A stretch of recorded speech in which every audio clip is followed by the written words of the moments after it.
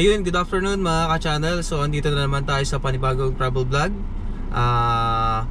Andito tayo ngayon sa Bolinao, Pangasinan para i-check naman dito sa mga ibang areas. Kasi before, nung pumunta kami dito, doon kami sa part ng mga babato eh. Pero dito, maganda guys. May mga mini island dito na parang bato lang na tumubo at tinubuan ng mga something na mga punong malalaki. So yun yung pupuntahan natin mamaya. So stay tuned. But before the video, let's roll the intro.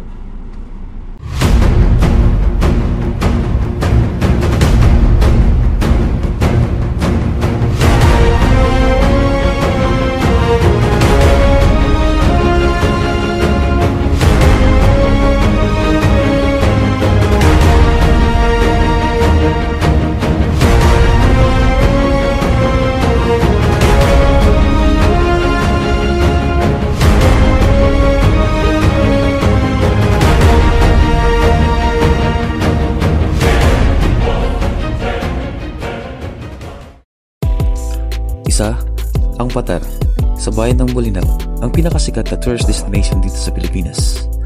The best thing in life are free. Late afternoons are the best in Patar. By this time, our best suggestion is to find a relaxing spot in the beach and wait for the famous sunset in Patar Beach. You will be treated to a sunset experience that very few places in the world can offer. The beautiful sunset highlighted the beautiful ocean, sun, and landscape of the area. It light up in the glorious combination of the colors. Whatever do not miss the spectacular sunset in Patar Beach. It is the one of the most beautiful sunset you will ever find in the Philippines. Some have called in Patar Beach, but the proper description is Patar Golden Beach.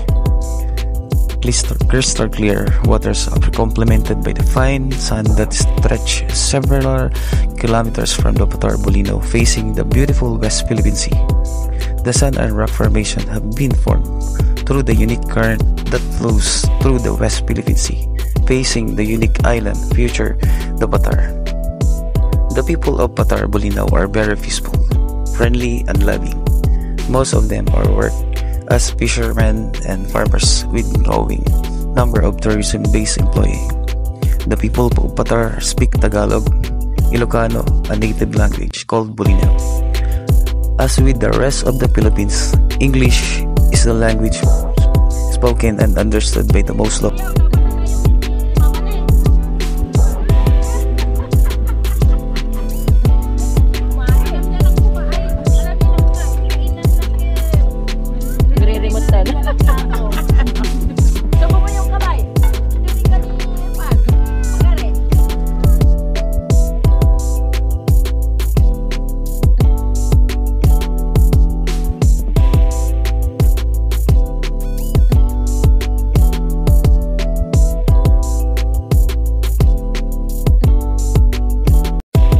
From Pampanga, estimated travel time all the way to Bolinao will be 4 hours, including stopover. Along the way, of course, di natin palalampasin. Bumili ng napakasarap na lechon from Eloy's Lechon House dito sa bayan ng Dagupan.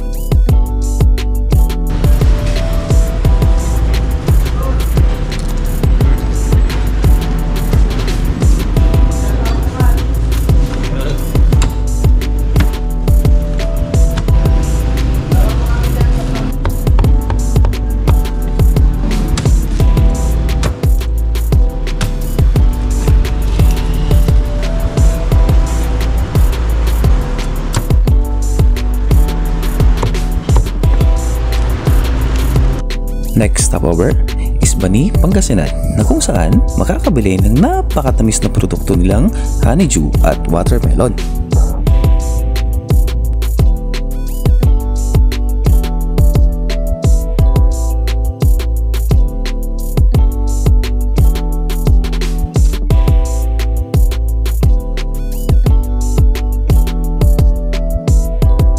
At syempre, hindi natin palalampasin ang bayan ng Alaminos kung saan ginagawa ang napakasarap na produkto nilang Alaminos Longganisa. Hi guys! Welcome to my vlog!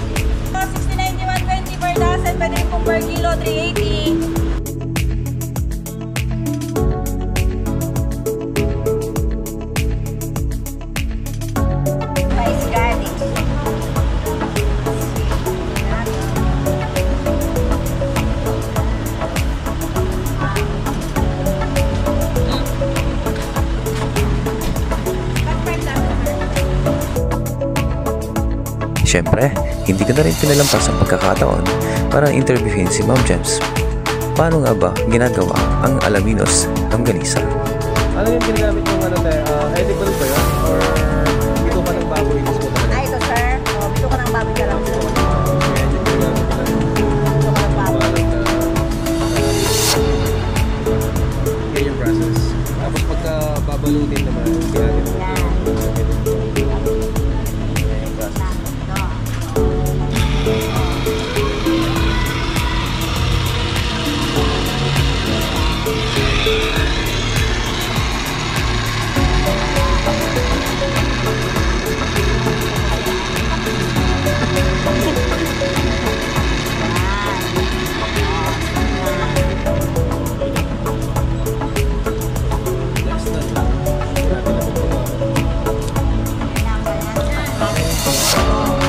Small size yan sir. Ito yung pinag-brand.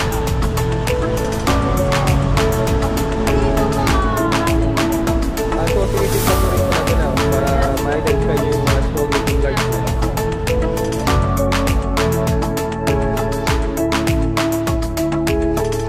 Tara guys, sumakay sa akin para i-test natin kung gaano kaganda yung beach dito. So, ito pala yung villa na direct namin. So, may mga kubos dito. So, yun na yung beach.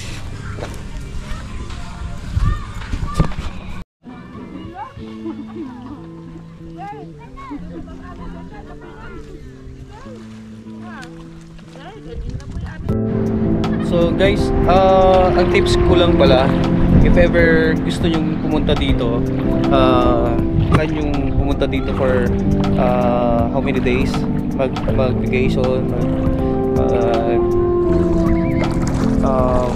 mag-relax. So bago kayo pumunta dito, I think mag-research muna kayo ng mga villas dito, hotels na pwede nyong i-book in advance para kasi sobrang dami ng tao dito, sobrang dami dito ng tao pumupunta, lalo na pag weekends, especially kung gusto nyo pumunta ng Tundol. Doon sa Tundol kasi sobrang dami ng tao, so nung pumunta kami doon, at actually doon yung unang target namin puntahan, kaso pagdating namin doon sa area, ang daming tao, fully book na yung mga hotels and villas.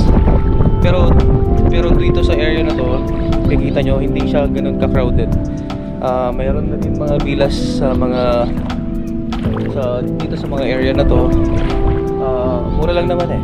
So dun sa tinirahan namin is around 8,000. So 30 bucks na yung pwedeng ma-accommodate. Aircon to. Ayan. So dito na tayo sa may kotro.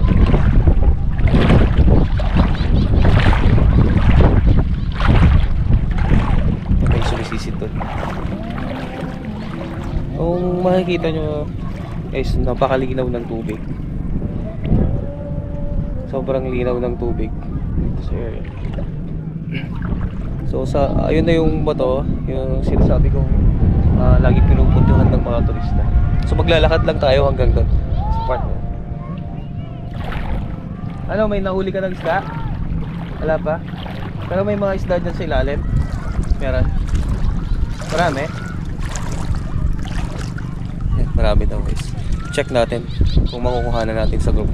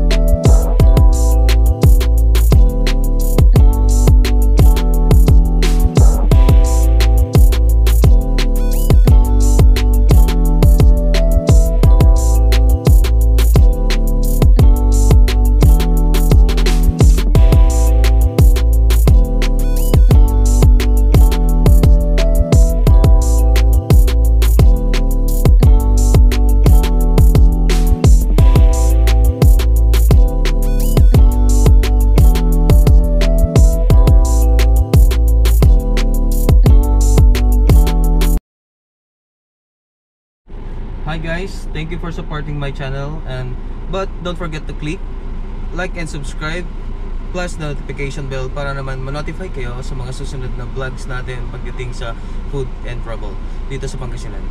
Thank you.